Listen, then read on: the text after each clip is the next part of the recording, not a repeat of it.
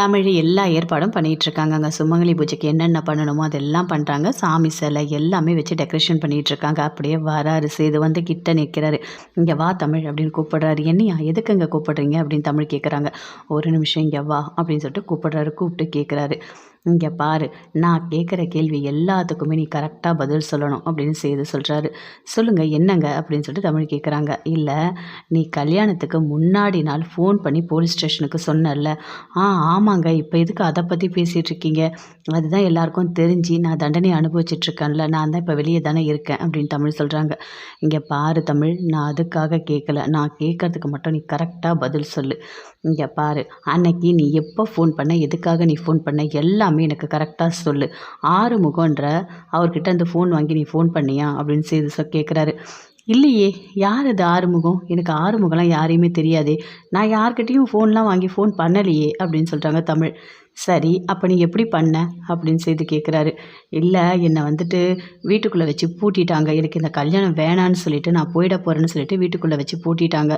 அப்போ நான் யோசித்தேன், என்ன பண்ணலாம், எப்படியாவது இந்த கல்யாணத்தை தடுத்து நிறுத்தணும் அப்படின்னு சொல்லிட்டு யோசித்தேன். வீட்டில் லேண்ட்லைன் இருந்தது, அதில் இருந்து தான் நான் ஃபோன் பண்ணேன்.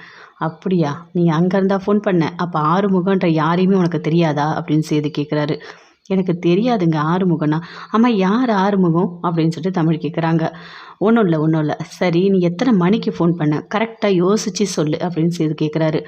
நானா நைட்டு ஒரு 12 மணி இருக்கும் அப்படின்னு சொல்கிறாங்க தமிழ். என்னது, நைட்டு 12 மணிக்கு ஃபோன் பண்ணியா அப்படின்னு சேது கேட்குறாரு. ஆமாங்க, நைட்டு 12 மணிக்கு தான் நான் ஃபோன் பண்ணி சொன்னேன். சரி, அதுக்கப்புறம் காலையில் நீ ஃபோன் பண்ணியா போலீஸ் ஸ்டேஷனுக்கு அப்படின்னு சேது கேட்குறாரு. இல்லைங்க, நான் ஃபோன்லாம் பண்ணலைங்க, அவ்வளோதான் அப்படின்னு தமிழ் சொல்கிறாங்க. அப்போது தமிழ் நைட்டு 12 மணிக்கு ஃபோன் பண்ணியிருக்கா. அப்போது நைட்டு தானே போலீஸ் வந்திருக்கணும். எதுக்கு கரெக்டாக தாலி கட்டும் போது அப்பாவை அரெஸ்ட் பண்ணாங்க? அப்போ காலையில் யார் ஃபோன் பண்ணி வர சொல்லியிருக்காங்க? ஏதோ தப்பாக இருக்கே. ஆறுமுகம் தமிழ் தான் ஃபோனை வாங்கி ஃபோன் பண்ணாங்கன்னு சொல்கிறான், ஆனால் அது உண்மை இல்லை. தமிழ் ஃபோனே வாங்கலை, இவன் எதுக்காக பொய் சொன்னான், ஒன்றுமே புரியலையே அப்படின்னு சொல்லிட்டு அப்படியே சேது பயங்கரமாக யோசிச்சுட்ருக்காரு. ஆமாங்க, யார் அது ஆறுமுகம், நீங்கள் எதுவுமே சொல்லவே மாட்டேறீங்க அப்படின்னு தமிழ் கேட்குறாங்க. இல்லை தமிழ், அதெல்லாம் ஒன்றும் இல்லை, நீ போ அப்படின்னு சொல்கிறாரு சேது. அங்கேருந்து அப்படியே போகிறாங்க. யோசிக்கிறாரு, யாராக இருக்கும், ஏதோ தப்பாக இருக்கு, ஏதோ தப்பு பண்ணுறாங்க, யாரோ சதி பண்ணிகிட்ருக்காங்க, ஒன்றுமே புரியலையே, எதுக்காக இப்படிலாம் பண்ணிகிட்ருக்காங்க அப்படின்னு சொல்லிட்டு அப்படியே பயங்கரமாக யோசிச்சுட்ருக்காரு. இந்த கல்யாணம் மட்டும் நடந்துடவே கூடாது, எந்த காரணத்துக்கு கொண்டு அந்த கல்யாணம் நடந்துடவே கூடாது. நான் தாமரை கழுத்தில் தாலி கட்டவே மாட்டேன், கண்டுபிடிக்கிறேன், எல்லா உண்மையும் நான் கண்டுபிடிக்கிறேன் அப்படின்னு சொல்லிட்டு அப்படியே சேதுக்கு பயங்கரமாக கோவம் வருது. வீட்டில் இருக்காரு. தமிழோட அப்பா நல்லா குடிச்சிட்ருக்காரு. அங்கேருந்து வசந்தி வராங்க, வந்து கேட்குறாங்க, என்னங்க பண்ணிகிட்ருக்கீங்க, இப்படி குடிச்சிட்ருக்கீங்க? உங்கள் பொண்ணுக்கு நாளைக்கு அங்கே என்ன நடக்க போகுதுன்னு பார்த்தீங்கல்ல, அவள் என்னென்னா சுமங்கலி பூஜை பண்ண போகிறேன்னு சொல்லிகிட்ருக்கா, நீங்கள் இங்கே குடிச்சிட்ருக்கீங்க, இதெல்லாம் நல்லாவா இருக்குது? நீங்கள் தானே இந்த கல்யாணத்தை நிறுத்துறேன்னு சொன்னீங்க, எதுவுமே நீங்கள் பண்ணலையா அப்படின்னு சொல்லிட்டு வசந்தி அப்படியே ஒரு மாதிரி டென்ஷனாக பேசிகிட்டு இருக்காங்க. இங்கே பாரு வசந்தி, என்னை பார்த்தா சரக்கு அடிச்சிட்ருக்க மாதிரி இருக்கா? இல்லை, யோசிச்சிட்ருக்கேன், என்ன பண்ணலாம் நான் யோசிச்சிட்ருக்கேன். என்னங்க யோசிச்சுட்டு இருந்தால் எப்போங்க பண்ணுறது, நாளைக்கு கல்யாணம் நடக்க போதுங்க, ஏதாவது தடுத்து நிறுத்துங்க அப்படின்னு வசந்தி சொல்கிறாங்க. இங்கே பாரு வசந்தி, இங்கே பாரு, பேப்பரை பாரு அப்படின்னு சொல்கிறாரு. என்னங்க இருக்குது பேப்பரில் அப்படின்னு வசந்தி சொல்கிறாங்க. இங்கே பாரு, இந்த பேப்பரில் என்ன போட்டிருக்கு தெரியுமா, தலைவர் மதுரைக்கு நாளைக்கு வராரு, அந்த இடத்துக்கு நான் போக போகிறேன், போயிட்டு அங்கே நான் என்னோடய பொண்ணோட வாழ்க்கை இப்படி ஆயிடுச்சின்னு சொல்லிட்டு நான் அங்கே நியாயம் கேட்க போகிறேன் அப்படின்னு சொல்கிறாரு. இதெல்லாம் நடக்குமாங்க, அவங்கெல்லாம் பெரிய கட்சி தலைவர் அப்படின்னு சொல்கிறாங்க வசந்தி. இங்கே பாரு, எல்லாமே நடக்கும், என்னால் முடியும், கண்டிப்பாக என் பொண்ணோட வாழ்க்கையை நான் காப்பாற்றுவேன் அப்படின்னு சொல்கிறாரு. ஒரு வழியாக என் பொண்ணோட வாழ்க்கை காப்பாற்றினா போதும், பாவங்க தமிழ், எனக்கு ரொம்ப கஷ்டமாக இருக்குது அப்படின்னு சொல்லிட்டு வசந்தி ரொம்ப ஃபீல் பண்ணிகிட்ருக்காங்க. இங்கே பாரு, என்னோடய பொண்ணோட வாழ்க்கையை நான் கண்டிப்பாக காப்பாற்றுவேன், எந்த காரணத்துக்கும் சேதுக்கும் தாமரைக்கும் கல்யாணம் நடக்க நான் விடவே மாட்டேன் அப்படின்னு சொல்லிட்டு அவங்க அப்பா சொல்லிகிட்ருக்காரு. வசந்தி அப்படியே ஃபீல் பண்ணிகிட்ருக்காங்க, என்ன பண்ணுறதுனே தெரியலன்னு சொல்லிட்டு. அப்படியே எல்லாமே புடவெல்லாம் மாற்றிட்டுருக்காங்க. புடவெல்லாம் மாற்றிட்டே இருக்கும்போது, ஏய் என்னடி இந்த புடவை கட்டிகிட்ருக்க, உனக்கு நான் எடுத்து கொடுத்த புடவை எங்கே அப்படின்னு சொல்லிட்டு ஈஸ்வரி கேட்குறாங்க. அம்மா, அந்த புடவை நான் கட்டலம்மா, நான் இந்த புடவை ப்ளூ கலரில் இதை நான் கட்டிட்டேன், அந்த புடவை வந்துட்டு உள்ளதமாக இருக்கும் பீரோவில், அந்த புடவை நீ கட்டிக்குமா அப்படின்னு சொல்கிறாங்க. அப்படியே போய் தேடுறாங்க. தேடி பார்த்தா புடவை எடுக்கிறாங்க. எடுத்துகிட்டு அதை ஓப்பன் பண்ணி பார்த்தா வேறு கலரில் இருக்குது. என்ன இது, புடவை நாம் எடுத்தது ஒன்று வேறு கலரில் இருக்குது அப்படின்னு சொல்கிறாங்க ஈஸ்வரி. அதுக்கு அவங்க பொண்ணு சித்ரா சொல்கிறாங்க, ஆமாம்மா, கலர் மாறி இருக்குது, ஒருவேளை அவங்க தப்பாக கொடுத்துட்டாங்களோ, சரி ஃபோன் பண்ணி கேளு அப்படின்னு சொல்கிறாங்க. ஃபோன் பண்ணுறாங்க. அதோ வந்துடுறேன் அப்படின்னு சொல்லிட்டு அங்கேருந்து வராங்க. தாமரையோட அம்மா வராங்க. வந்தவொடனே கேட்குறாங்க, என்ன எதுக்காக கூப்பிட்டீங்க மதினி அப்படின்னு சொல்லிட்டு. இங்கே பாருங்க அத்தாச்சி, நாங்கள் ஒரு சாரீ எடுத்தோம். நாங்கள் வந்து கோல்டன் கலரில் எடுத்தோம். இதில் இருக்க சாரீ வேறு கலரில் இருக்குது. என்ன பண்ணீங்க? ஏன் மாற்றி கீத்தி யாருக்காவது கொடுத்துட்டீங்களா அப்படின்னு சொல்லிட்டு ஈஸ்வரி கேட்குறாங்க. ஐயோ, நான் மாற்றிலாம் கொடுக்கல. நீங்கள் சாரீ எடுத்தீங்களா? நான் கரெக்டாக தான் கொடுத்துருக்கேன். நீங்கள் எடுத்தீங்கல்ல சாரீ, அதை நீங்கள் போயிட்டீங்க. அதுக்கப்புறம் ரேட்டை பார்த்தா ரூ. 1,00,000 போட்டிருக்கு. அவளது ரூ. 1,00,000க்கு மேலே போட்டிருக்கு. இவ்வளோ பணம் கொடுத்து எதுக்காக எடுக்கணும்? என் பொண்ணுக்கு எடுத்தால் கூட பரவாயில்ல, ஏதோ கல்யாண பொண்ணுக்கு எடுக்கலாம். நீங்கள் என்ன சும்மா ஒரு ஆசீர்வாதம் தானே பண்ண போகிறீங்க, எதுக்கு அவ்வளோ ரேட்டில் சாரீ? அதனால தான் அந்த சாரீலாம் திருப்பி கொடுத்துட்டு எனக்கு பிடிச்ச மாதிரி ஒரு கலரில் எடுத்திருக்கேன். இங்கே பாருங்கள், இந்த கலர் உங்களுக்கு ரொம்ப அழகாக இருக்கும் அப்படின்னு சொல்கிறாங்க சாவித்திரி. அதை கேட்கும்போது ஈஸ்வரிக்கும் சித்ராக்கும் அப்படியே கடுப்பாகுது. அப்படியே கோவமாக வருது. எனக்கு நிறைய வேலை இருக்குது மதினி, நான் போயிட்டு தாமரையை ரெடி பண்ணணும், நிறைய வேலை இருக்குது, நான் போகட்டுமா அப்படின்னு சொல்லிட்டு அங்கேருந்து அப்படியே போகிறாங்க.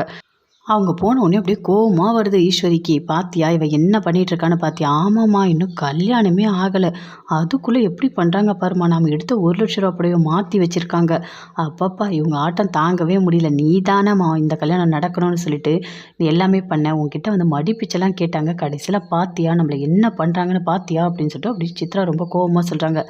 எனக்கு நல்லா தெரியுதுடி, இவ சரியானவ இவ தான், ஆனால் மாட்டுவா. இவளை இப்படியே விட்டுருவனா கண்டிப்பாக இவளுக்கு இருக்குது அப்படின்னு சொல்லிட்டு ஈஸ்வரிக்கு அப்படியே கோவமாக வருது.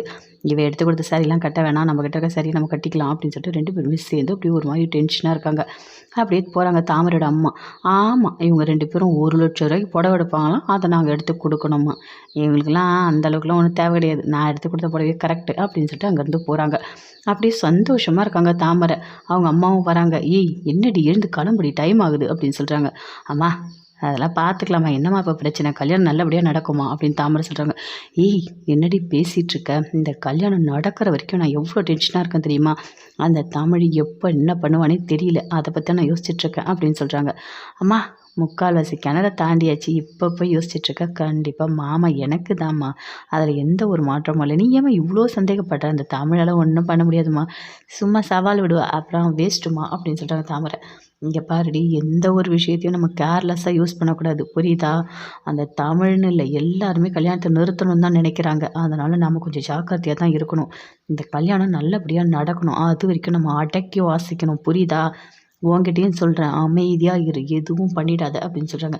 அம்மா அதெல்லாம் ஒன்றும் இல்லைம்மா, சும்மா நீ பயந்துட்டு இருக்காத, கண்டிப்பாக மாமா உன்னை கல்யாணம் பண்ணிப்போம்மா, போம்மா அப்படின்னு சொல்கிறாங்க தாமரை. ஐயோ, இவ வேற இந்த கல்யாணம் எப்படியாவது நடக்கணும்னு சொல்லிட்டு பதட்டமாக இருக்கேன். இவளுக்கு அந்த பதட்டம் ஏதாவது இருக்கா?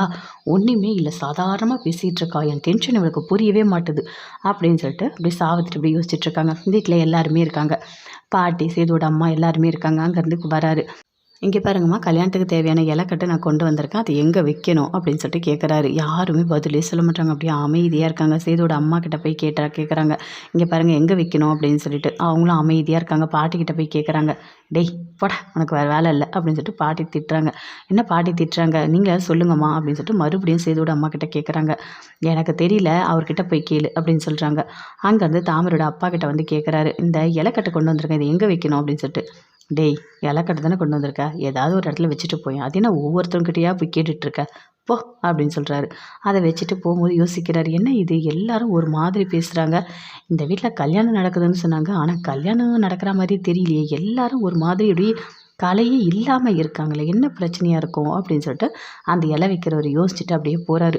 ரொம்ப ஃபீல் பண்ணிவிட்டு உட்காந்துட்ருக்காங்க தமிழ். அங்கேருந்து மலரும் வராங்க, 2 பேருமே சேர்ந்து பேசிக்கிறாங்க. இங்கே பாரு தமிழ், கண்டிப்பாக இந்த கல்யாணம் நடந்துடவே கூடாது, எல்லாமே உனக்கு சாதகமாக தான் அமையணும் அப்படின்னு மலர் சொல்கிறாங்க.